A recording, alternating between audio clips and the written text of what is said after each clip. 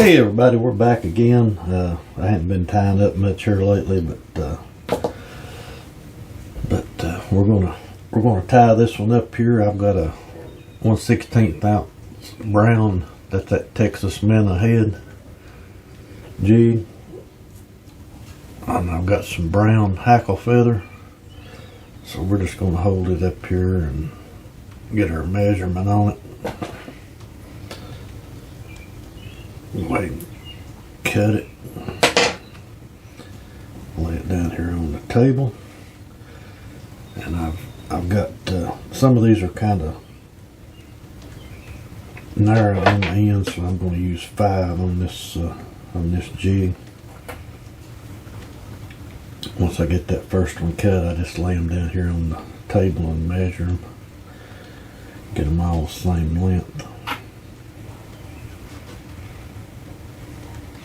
Guys, on my jig heads, most of these jig heads I order from Jason's Tackle. He's got an eBay store. I do order some from Simply Crappy, and I also get some off of Amazon. Those bomb bite jig heads that's already painted and got the eyes in them, I get those off of Amazon. So let's go ahead and get us a little thread laid down here. We're going to go back about halfway to the hook tip. And what have I done with my scissors? There they are. And we're going to go ahead and, most of the time on these hackle jigs, I usually don't go all the way back to the hook tip. I do on the marabou just because it makes the marabou lay down a little better. But so we've got 5 of these brown hackle feathers. So I'm just going to start right on the other side.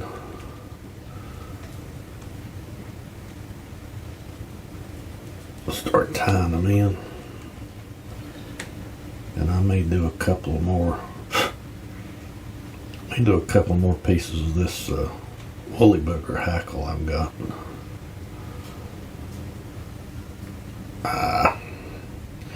Let me get a little better hold on that.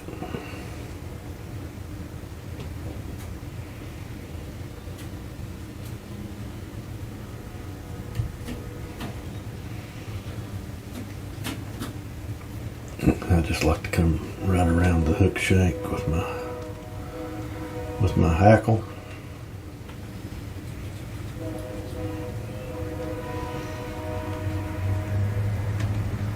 I've got 2 more of these.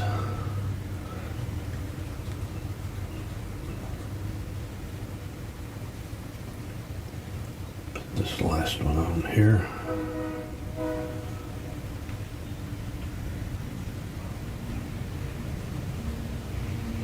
Got a little piece sticking out.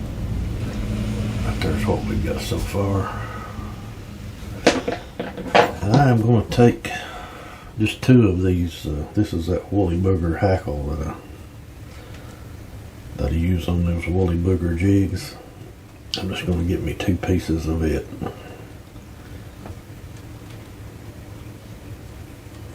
Try to get 2 about the same size.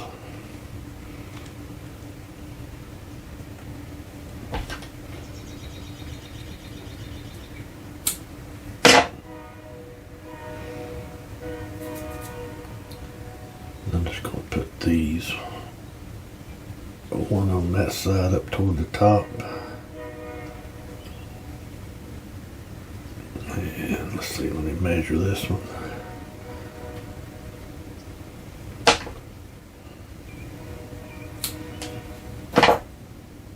And one right on this side up toward the top.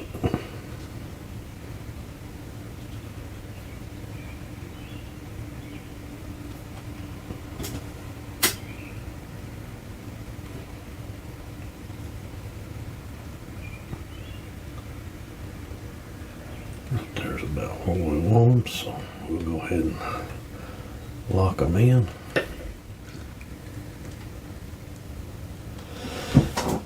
Okay, I'm going to put some eyes on this jig. I don't know if I mentioned that or not. We will put some eyes on it. And we're going to be using this pumpkin crawl chenille on this one. So we'll get it out.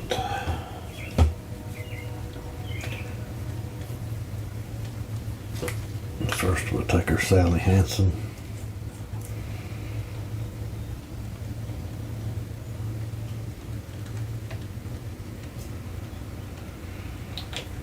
There we go. Guys, this Peak vise I bought, I've had it, I don't know, what, 6 months or so. I really like it. I mean, the first vise I bought when I started tying, it done a good job.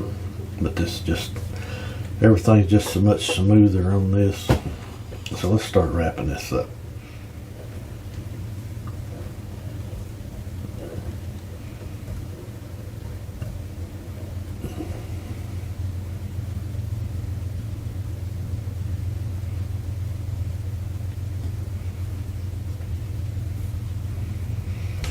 Okay.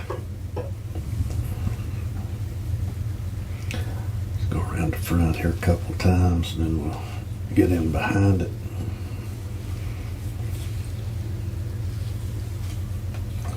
One more time, and we will cut our chenille off.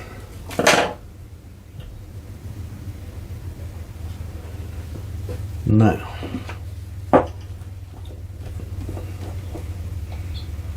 one more time with our Sally Hansen. Just trying to get those threads locked in there.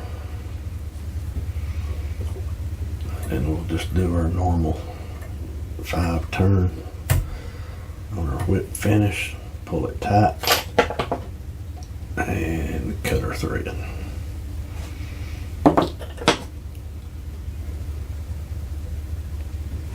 Okay, now we've got our eyes. I'm going to turn it up here on the side so I can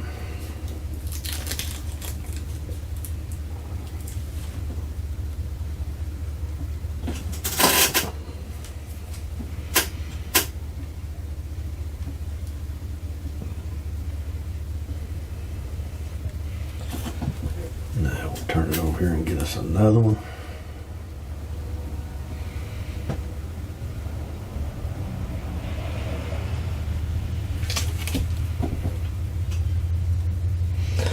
On these jig heads like this that I put eyes in, I normally don't bake them off. I usually just put the UV resin on. So we'll go ahead and get a good coat of UV resin on that. Just go over the whole jig head.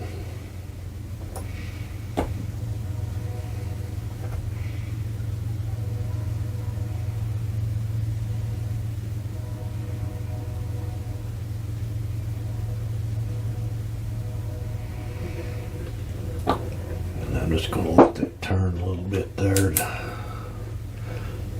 Put my UV light on it. I'm just trying to get it set up enough to where it don't run on me. Then I'm going to put it under my big light. I've got another light over here on my other table. I hang them to finish curing.